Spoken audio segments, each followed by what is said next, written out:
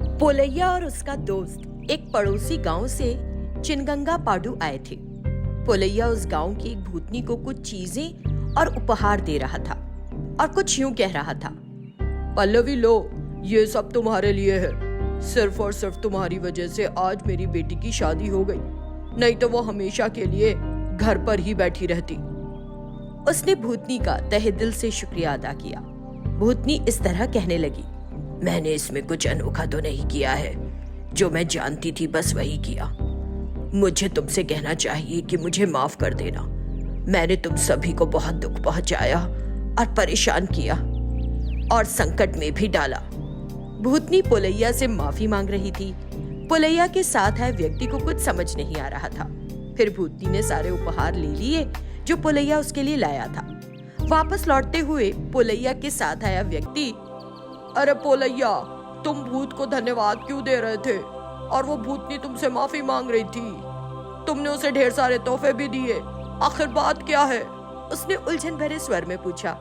तब पोलैया उससे कहने लगा, तुम्हें सारी बात समझाने के लिए मुझे कुछ महीने पहले हुई एक घटना बतानी होगी। तो पोलैया ने उसे बीती बात बताना शुरू किया। बहुत समय पहले उस गांव में पल्लवी नाम की एक लड़की रहा करती थी। वो एक मासूम लड़की थी। उसे लगता था कि वो बहुत सुंदर है। खुद को और भी खूबसूरत बनाने के लिए वो ब्यूटी पार्लर भी जाती थी। एक दिन उसकी माँ उससे कहने लगी, देखो मेरी बेटी, लड़की हो तो अपना ख्याल रखना अच्छी बात है, लेकिन पागलपन की हद तक नहीं। चेहरे की खूबसूरती हमेशा नहीं रहती, तुम्हारा स्वभाव अच्छा होना चाहिए। वो हमेशा पल्लवी को इस तरह समझाया करती थी, लेकिन पल्लवी की सोच में कोई बदलाव नहीं आ रहा था। एक दिन अचानक एक लड़के ने पल्लवी के चेहरे पर तेजाब डाल दिया, क्योंकि उसने उसके प्यार के प्रस्ताव को हाँ नहीं किया।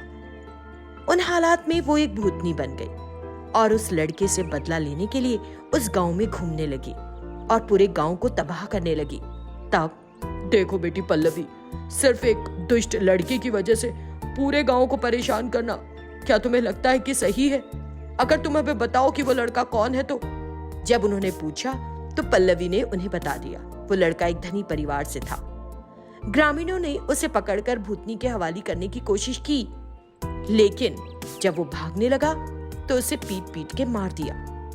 भूतनी को समझ नहीं आ रहा था कि अब वो कहाँ जाए। तुम सब ने मेरा साथ दिया है, अब से मैं इसी गांव में रहूंगी।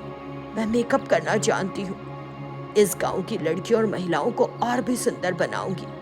खास मौकों पर उनका मेकअप करूंगी ताकि वो और सुंदर दिख सके। तो ये थी पल्लवी भूत की कहानी। फिर पोलैया ने कहा, तो इस तरह हुआ था।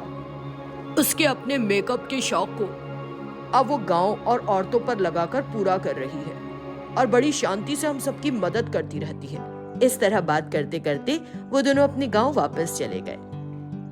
इस तरह सुंदरता से प्यार करने वाली पल्लवी ने अपना काम जारी रखा और उस गांव की लड़कियों का मेकअप करती रही।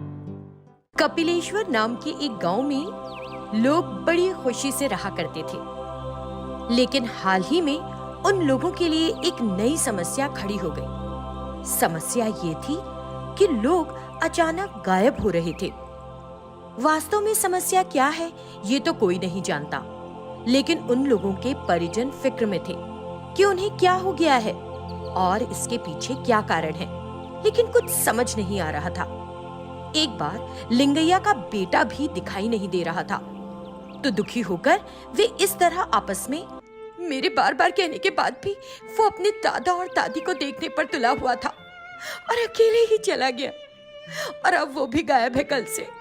लगता है वो भी अब कभी नहीं मिलेगा, मेरा बेटा। बस चुप रहो, हो सकता है कि वो कहीं खेलने गया हो और वापस आ जाए। तुम रोना बंद करो ना और मुझे अपनी बातों से डराओ मत। जो चीजें कहीं और हो रही हैं उसमें मेरे बेटे को मत जोड़ो। अपना रोना बंद करो ताकि मेरा दिमाग जरा काम करे। वो अपनी पत्नी पर चिल्लाने लगा। जब इस तरह के हालात थे, दरअसल जंगल में रहने वाली एक भूतनी उन सभी लापता लोगों को खा रही थी, लेकिन बेचारे गांव के लोगों को उम्मीद थी कि एक दिन गुमे हुए लोग वापस आ जाएंगे। लिंगैया के बेटे को खा जाने के बाद भूतनी ने सोचा, इस छोटे लड़के के मांस से मेरा पेट नहीं भरा, लेकिन कोई दूसरा शिकार आज मिला भी नहीं। इस अमावस्या तक मुझे बड़े वृक्ष को जड़ से उखाड़कर उसकी मुख्य जड़ को खाना होगा। उस शक्ति से मैं एक सामान्य मनुष्य बन जाऊंगी और इस तरह मैं अमर हो जाऊंगी। लेकिन मुख्य जड़ को खाने में एक समस्या है।